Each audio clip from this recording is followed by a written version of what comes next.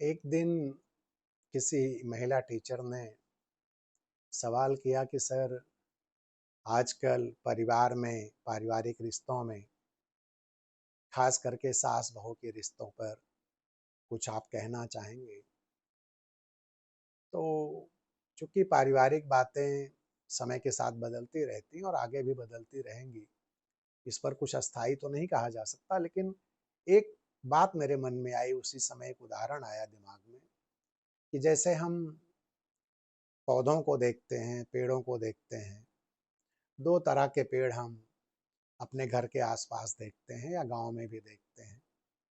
एक वो पेड़ होते हैं जो जमीन में रोपे जाते हैं, जमीन से लगे होते हैं, और जमीन में जब वो लग जाते हैं तो वो उनकी जड़ें उस जमीन में फैल जाती हैं, उस जमीन को वो जड़ें अपना लेती हैं, और वो जमीन, वो धरती का हिस्सा उन जड़ों को अपना लेता है।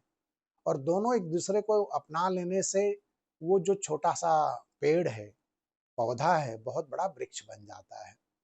और उस वृक्ष की हालत ये हो जाती है कि वो वृक्ष कभी उस मिट्टी से अलग नहीं किया जा सकता, वहाँ से हटाया नहीं जा सकता।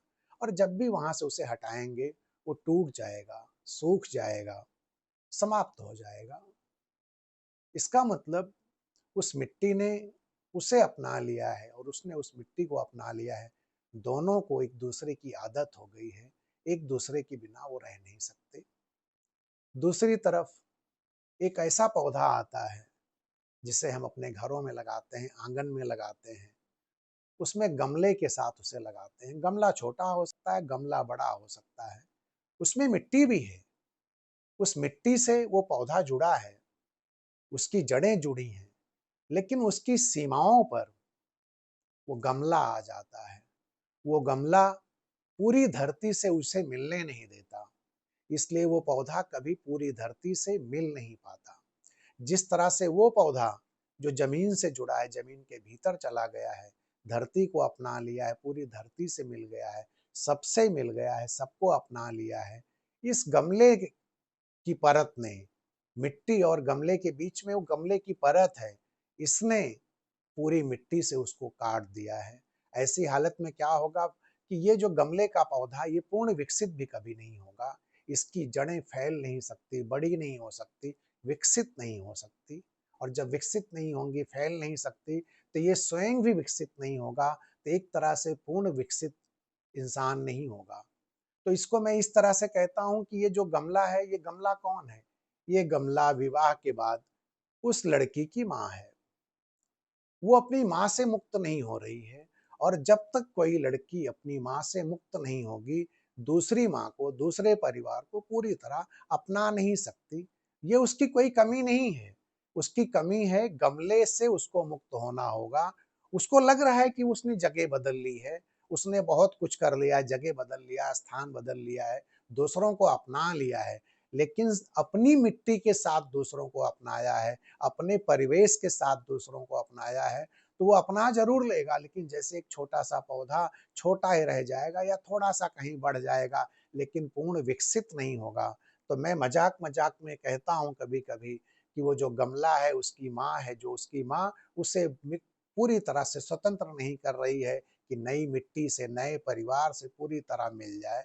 और उस गमले की जो मिट्टी भी है, वो भी पूरी तरह मिट्टी नहीं हो पाती। मिट्टी क्यों नहीं हो पाती? इसलिए कि पूरी मिट्टी से मिली नहीं। तो वो मिट्टी जो गमले की है, वो कुछ और नहीं, आज के ज़माने का मोबाइल है। तो ये जो गमला रूपी बहुएँ हैं और जो दूसरी हैं धरती पकड़ रूपी बहुएँ, तो मैं मज़ाक-मज़ाक में कभी कहता हूँ कि सिर्फ़ बहुएँ ही नहीं, ऐसे इंसान भी हैं, जैसे हम सब भी हैं, कहीं जाते हैं, अगर हम पूरी तरह से कहीं जाते हैं, पूरी तरह से उसे अपनाते हैं, तो हमारा भी पूर्ण विकास होता है। और अगर हमने अपने अहंकार का, अपनी ईर्ष्या का, अपने दंभ का, अपनी डिग्री का, अपनी जाति का, तमाम तरह का गमला साथ लेकर अगर हम घूम रहे हैं, तो दुनिया में कहीं भी दर्शन कर लें, दुनिया में कहीं भी घूम आएँ, कई देश की यात्राएँ कर लें, लेकिन अगर गमले के साथ ही यात्रा हो रही है, तो कहीं से भी घूम कर वो गमला आएगा।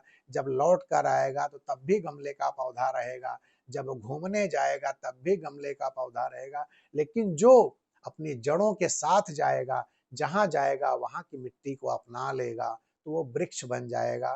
तो सिर्फ स्त्रियों के संबंध में ये बात नहीं होती है, ये सारे इंसानों के संदर्भ में है कि हमें गमले से मुक्त होना है। और जब तक गमले से हम अटके रहेंगे, छोटा-मोटा जीवन जिएँगे, खुद भी दुखी रहेंगे, दूसरों को भी दुखी करेंगे, तो दूसरों को दुखी ना करें, खुद भी सुख में रहें, उसका एक ही तरीका है, गमला जहाँ-जहाँ भी जीवन में है, जिस-जिस रूप में गमला जीवन में है, उससे मुक्त होना है। आज के लिए बस इतना ही। हरे कृष्णा, हरे कृष्णा।